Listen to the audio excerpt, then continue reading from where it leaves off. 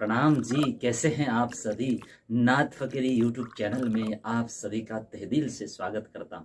प्रथम लागू दो चरण को धनिये न छुड़ायो छिन लाख तली लाल एलिया मेरे जीव के ही जीवन वंदो सतगुरु चरण सदा श्रीदेव चंद्र रसरु करहु प्रणाम कर जोर के सुंदर रूप श्री प्राणनाथ संशय हरो देव सुमति बुद्धि ज्ञान दुविधा मेटहु जीव की हरहु सकल अज्ञान हरहु सकल अज्ञान। बोले श्री प्राणनाथ प्यारे की। अक्षरातीत धाम धनी और जिनके सुआशीष और आज्ञा से हम इस पावन चर्चा को श्रवण कर रहे हैं, ऐसे परम वंदनीय गुरुवर्य श्री कृष्ण प्रणामी धर्माचार्य जगत गुरु 108 श्री आचार्य श्री कृष्णमणि जी महाराज श्री, हम मन ही मन उनके चरणों में प्रणाम करें और आप सभी नाथ फकीरी यूट्यूब चैनल माध्यम से श्रवण कर रहे सभी आबाल वृद्ध धर्म में समर्पित धर्म अनुरागी सुंदर साथ जी, सर्वपरि धाम श्रीपास नौतनपुरी धाम से मैं यहाँ दीव मंदिर में सेवारत हूँ। दीव मंदिर से आप सभी का मैं स्वागत करता हूँ। नाथ फकीरी चैनल में दीव मंदिर से आप सभी का स्वागत है।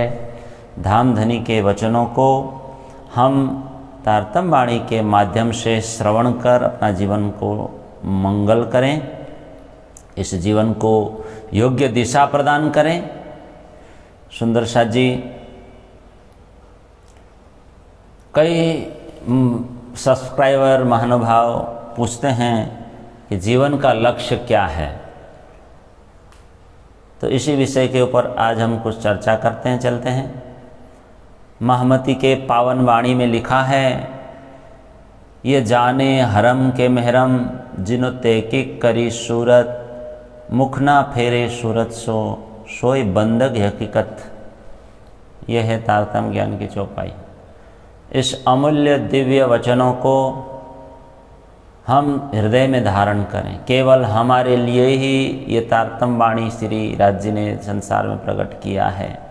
अगर हम तारतम ज्ञान पढ़ेंगे, मनन करेंगे तो जागृत हो जाएंगे और संसार में हमें आत्मिक सुख प्राप्त होगी, परम धाम के सुख प्राप्त होंगे। इसीलिए कहा, वतन सुख लीजिए जीव नैनो भी देखे, जागे सुख अनेक है, जागे सुख अनेक है, इत ही अलेख है।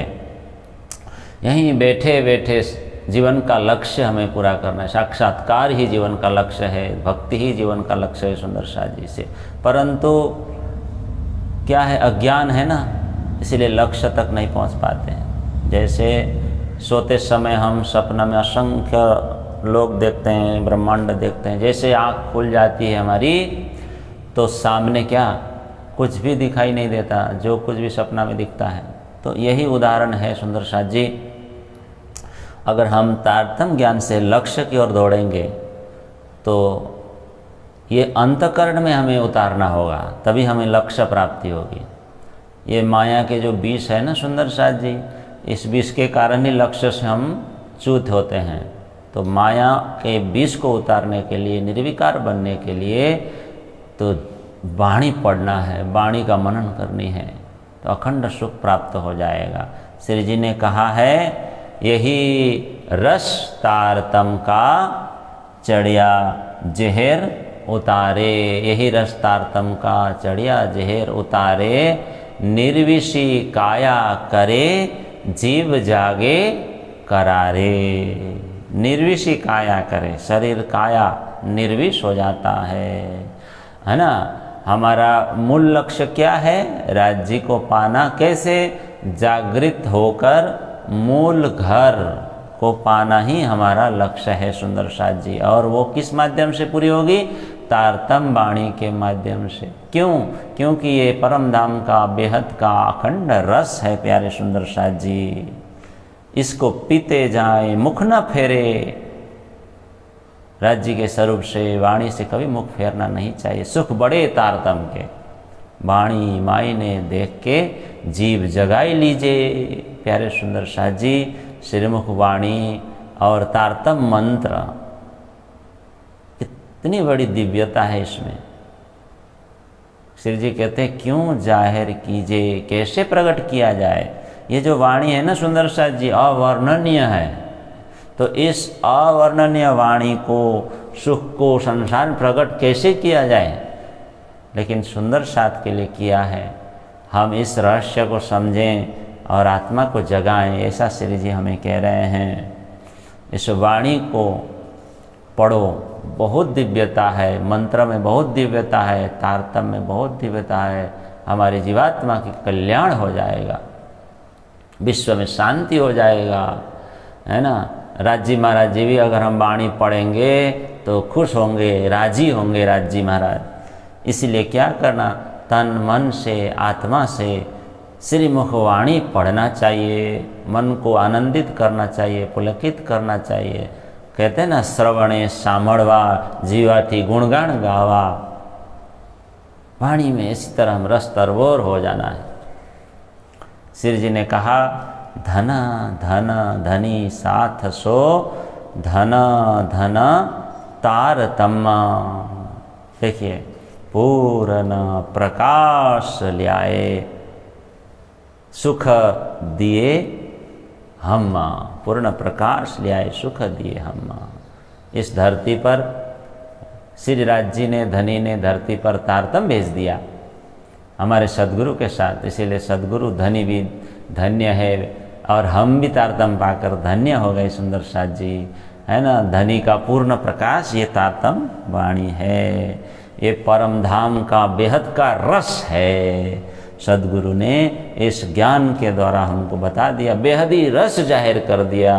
परम धाम के क्या 25 पक्षों का वर्णन इसमें कर दिया, लीलाओं का वर्णन, स्वरूप का वर्णन करके हमें सुनाया है। तो इसीलिए कहते हैं इस रस को, दिव्य रस को पीजिए। पीने से क्या होगा?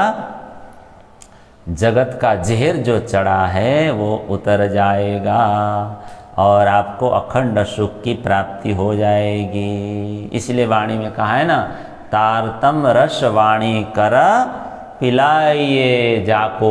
तारतम रस वाणी कर पिलाइए जाको। जहर चढ़िया होए जिमी का, सुख होवे ताको। ऐसा श्री जी कहते हैं।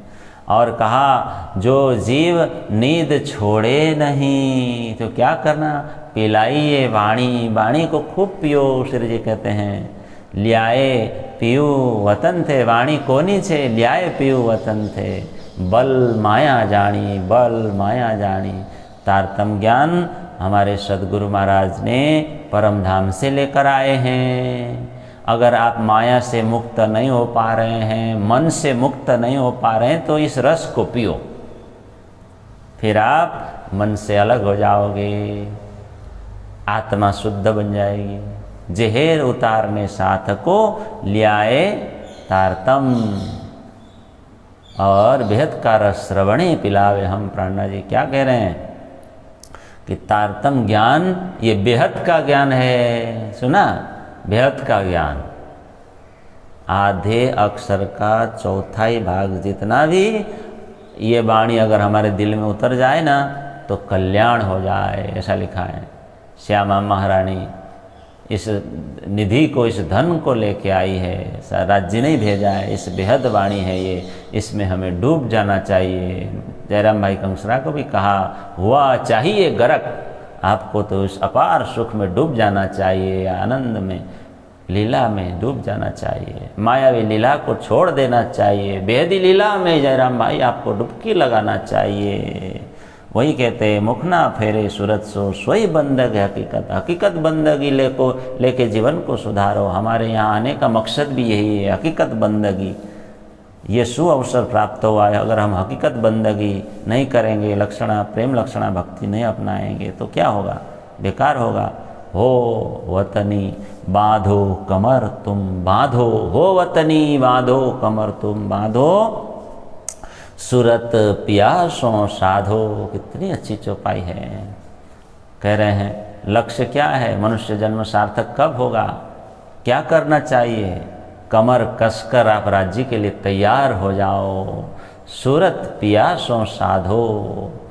क्या, भक्ति को अपनाओ, ज्ञान को अपनाओ, पढ़ाई लिखाई भी करो, श्रद्धा भी अपनाओ, आस्था भी अपनाओ, भाव भी अपनाओ जीवन में, और सत्संग भी अपनाओ, चिंतन भी अपनाओ, मनन भी अपनाओ, निधिध्यासन भी अपनाओ, शांति भी अपनाओ, और राज्य के चरणों में अपनी सुरता को स्थिर रख दो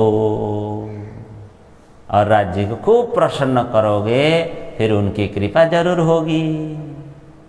क्योंकि लिखा है ना, धनी बड़े दयाल, वो बहुत दयालु है, बहुत मासूम है, वो बड़े ही दयालु है, वो अवश्य दया करेंगे इस भक्ति से, इस भाव से।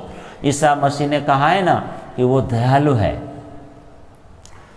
ईसा मसीह ने कहा परमात्मा दयालु है, ऊपर से देख रहे हैं। ईसा मसीह ने कहा कि दरवाज़ा खटखटाओ, आप दरवाज़ा खटखटाते नहीं हैं तो कैसे द्वार खुलेगा। कोई खटखटाने को तैयार नहीं, कोई तारतम वाणी अपनाने को तैयार नहीं, भक्ति करने को तैयार नहीं। फिर क्या कहते हैं, अरे हम तो संसार के जाल में फंस गए, हमसे भक्ति भाव होता नहीं, ऐसा कहते हैं। लेकिन ये झूठ है, बहाना है। प्राणनाथ जी कहते हैं ये तो छुपाना है बात को। अगर हमारे मन में भाव हो, श्रद्धा हो तो धामधनी क्यों नहीं अपनाएंगे। वितक में तो हम सब सुनते हैं, कथा आती है ना, कौन सी कथा, द्वार खटखटाने वाली माऊजी भाई की कथा। संवत 1700 लगभग 28 और 1771 ईस्वी सन में प्राणनाथ जी जल मार्ग से मस्कत बंदर जाते हैं और मस्कत बंदर में स्वामी प्राणनाथ जी के सगे संबंधी माऊजी भाई के पास पहुंचते हैं, है ना। बंदरगाह के किनारे वो बाजार में माऊजी भाई दुकान चलाते थे, है ना, और अपने पुत्र था वो उनके साथ व्यापार करते थे, है ना। और माऊजी भाई के दुकान के सामने ही एक कमरा लेकर श्री जी रुके, माऊजी भाई मिलने आए। सुना, ध्यान से सुनो। माऊजी भाई ने सभी की व्यवस्था कर दी, रहने के लिए, खाने पीने के लिए। समझ में आ रही। प्राणनाथ जी खुश हो गए। अब माऊजी भाई अपने पुत्र को क्या कहते हैं कि आप दुकान चलाओ, मैं मेरे गुरुजी के साथ चर्चा में बैठने जाता हूँ। और खुद सुंदर साथ की सेवा भी करते थे, सत्संग भी करते थे, ऐसे जुड़ गए सत्संग में, है ना। माऊजी भाई क्या करते, सत्संग करते थे, भोजन परोसते थे, श्री जी के कपड़े धोते थे और सारी बातें वाणी चर्चा में आनंद लेते थे, विभोर होकर नाच उठते थे, ऐसा लिखा है वितक में, है ना। चर्चा के रस में वो आनंद आनंद आनंद, उसमें सांसारिक दुख, सब शोक सब भूल गए थे, सब डूब गए, चर्चा में निमग्न हो गए थे। इस प्रकार है ना, वो मस्कत बंदर में रोज चर्चा होती थी, श्री जी करते थे दिव्य चर्चा, सत्संग। और उस सत्संग से सबको राज्य की पहचान होने लगी थी। श्री जी क्या कहते थे, हे मेरे प्यारे सुंदर साथ जी, हे सज्जनों, हे मानवो, ये हीरे जैसा मानव जीवन हमें मिला है। कैसे, हीरे जैसा। लेकिन हम कौड़ियों के मोल गंवा रहे हैं। हम तो, हमारा लक्ष्य हमें पता नहीं, हम तो इंद्रियों के लिए, विषयों के लिए आहार जुटा रहे हैं, इसी में मग्न रहते हैं। ऐसी चर्चा सुनाते थे श्री जी। और माऊजी भाई है ना, बड़े प्रसन्न होते थे। वितक में लिखा है माऊजी भाई का मानो काम बन गया, है ना। तो श्री जी के भाव में और जो मीठी चर्चा में सब प्रेरित होते थे, है ना। फिर माओजी भाई धीरे धीरे और भी सुंदर सा धीरे धीरे सब प्रणामी धर्म में दीक्षित हो गए थे। सुनो, लेकिन क्या हुआ, माओजी भाई है ना अभी सुंदर साथ की कसौटी पर पूरे नहीं उतरे थे, खरे नहीं हुए थे, खरे नहीं उतरे थे। वो उनमें क्या था, थोड़ा सा अहंकार था, है ना, अभिमान भी था, दंभ बोलते हैं जिसको, अभिमान था। अब श्री जी तो तन की जाने मन की सब जानते हैं। एक दिन रात्रि चर्चा चल रही थी रात को, तो श्री जी ने मान अभिमान नहीं करना चाहिए, इसे त्यागना चाहिए माऊजी भाई, ऐसे कड़े शब्दों में फटकार दिया। और चर्चा में ही माऊजी भाई गुस्से हो गए, नाराज हो गए, सुन रहे, और दुखी हो गए, और अपने ही वो जो अवगुण है ना वो खटक गए। श्री जी खंडन कर रहे थे सुधारने के लिए, और माऊजी भाई को लगा दुख। उस खंडनी में, उस भत्सरना में माऊजी भाई ने अपना अपमान समझा, अपमान देखा, प्राणनाथ जी के ऊपर विचार करने लगा, ये बुरे संत हैं, अब से मैं इनकी चर्चा नहीं सुनूंगा, मुझे डांटने वाले की। ऐसे अनेक विचार करने लगे माऊजी भाई। हम भी करते हैं ना ऐसे, कभी कभी ऐसे सोचते हैं। तो प्राणनाथ जी के बारे में सोचने लगे कि इतनी सेवा की संत की मैंने इतनी सेवा की, इतना चर्चा सुना, फिर भी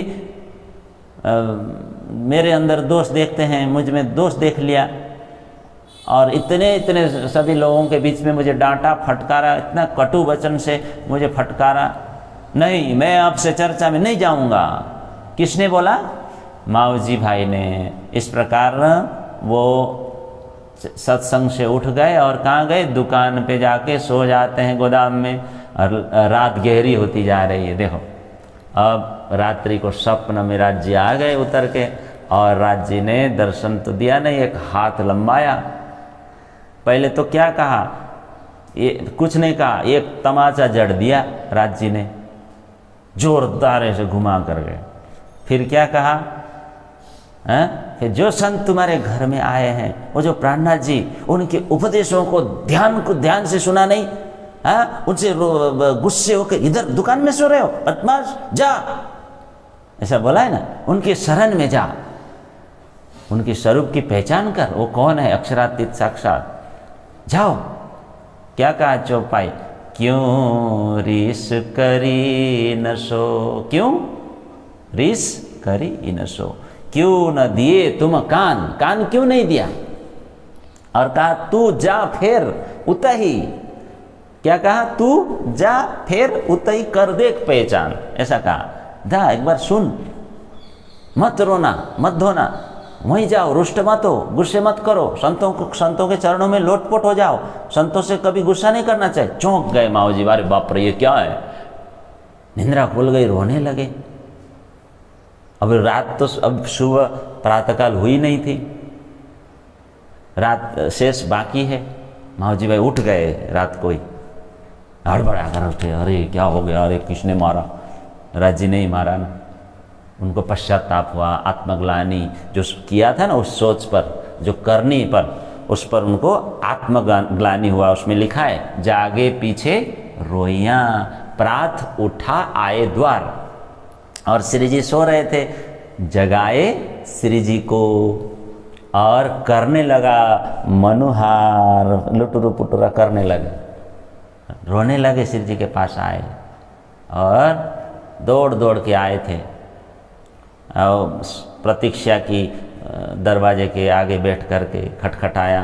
फिर प्राणनाथ जी उठे, ठीक है, प्राणनाथ जी आए बाहर, फिर उनके चरणों में मनोहार करने लगे, एकदम दयनीय भाव से, विनम्र भाव से ऐसे मनोहार करते हैं। प्रभु प्रभु मैंने गलती की, ये श्री जी। क्या कहा चौपाई में, मैं खंडनी सुन के होए गया बेजार, मैं तो, अब देखो क्या कहा, मैं तो कच्चा साथ में, क्या, मैं तो कच्चा साथ में न पहचाना परवरदिगार। रोने लगे श्री जी, है ना। मैंने अपनी बत्सरना सुनकर, टीका टिप्पणी सुनकर मैं आपसे विमुख हो गया था प्रभु, सुंदर साथ में रह कर के भी मैं कच्चा रह गया प्रभु, मुझे माफ़ करना, है ना, मुझे माफ़ करना प्रभु। आप जैसे पालनहार, आप जैसे संत दयालु, आपको मैंने पहचाना ही नहीं प्रभु, आपको पहचाना नहीं, मैं आपसे विमुख हो गया था थोड़ी देर के लिए प्रभु, मुझे दया करके क्षमा कर दीजिए, मैं कच्चा ही हूँ, अभी भी कच्चा ही हूँ करके रोने लगे। क्षमा करें प्राणनाथ जी, क्षमा करें। तो सारी वृतांत, जिसने थप्पड़ मारा सारी वृतांत प्राणनाथ जी को बोल दिया। एक छोटे बच्चे जैसे रोते हैं ना, ऐसे ही रोए थे, देखो ऐसे खूब पश्चाताप। पश्चाताप है ना, पाप धोने की साबुन है, जो पश्चाताप करते हैं उसके पाप दूर होते हैं। क्षमा करो प्रभु। फिर श्री जी ने कहा क्षमा कर दे, उठो उठो उठो। बस इस घटना के उपरांत है ना, माओ जी भाई है ना, पक्के हो गए, लगन से सुनते थे, इतने पक्के हो गए, धीरे धीरे धीरे लिखाई भी तक में पक्के हो गए, प्रवीण हो गए। रोज है ना प्राणनाथ जी के मुखारविंद से सुंदर साथ जी वो अमृत से भी अमूल्य जो वाणी है, जो लक्ष्य प्राप्ति के लिए सुनाते थे, वो श्रवण करते थे माओ जी भाई। तो लक्ष्य यही है सुंदर साथ जी, चर्चा सुनकर हम मन मस्तिष्क को धुलाएं, निर्मल बनाएं, शुद्ध बनाएं मन को, भले चेहरा जैसा भी हो लेकिन भीतर भीतर सुंदर हो। यही लक्ष्य है। माया में रहकर हमें माया में जागना है, सुंदर बनना है, लेकिन मन में भाव नहीं हो तो ये नहीं होगा। परमात्मा ने, राज जी ने तो अवसर दे दिया है और हम फिर भी संसार में ही पड़ेंगे तो हमारा काम नहीं होगा, लक्ष्य हमको नहीं मिलने वाला। इसीलिए खटखटाओ, द्वार खुल जाएगा, ईसा मसीह ने कहा। और सुंदर साजी श्री जी ने भी यही कहा, हो वतनी बांधो कमर तुम बांधो। आज इतना ही, प्रणाम।